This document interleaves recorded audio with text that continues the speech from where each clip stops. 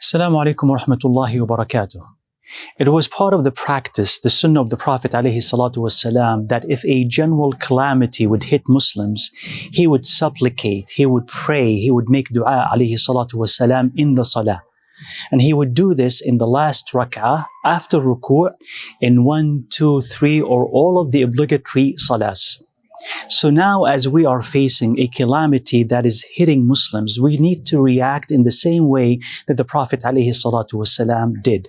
And we could do this collectively in a jama'ah in the masjid, or if you pray jama'ah at home, or even if you pray by yourself. And the way to do it is, in the last rak'ah, after you rise from ruku' and you say, Sami Allahu liman hamida, Rabbana wa lakal hamd, you would make a brief, direct dua for the oppressed and against their oppressors. Ya Allah, protect so and so. Ya Allah, save so and so.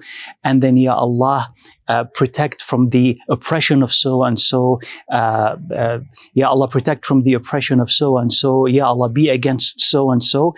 It's not supposed to be long, short, direct, and explicit without introduction. So you go directly to pray for so and so and to against so and then you will say Allahu Akbar and you will go to sujood. And you could do this in all of the 5, in some of them, or even in one of them. And you will continue to do it as long as the calamity persists, and you will stop once Allah Azza wa Jal brings relief. We ask Allah Azza wa Jal to bring immediate and lasting relief to Muslims and to this world. And we ask Allah Azza wa Jal to make us of those who pray often and to make our prayer accepted. Ameen. Assalamu alaikum wa rahmatullahi wa barakatuh.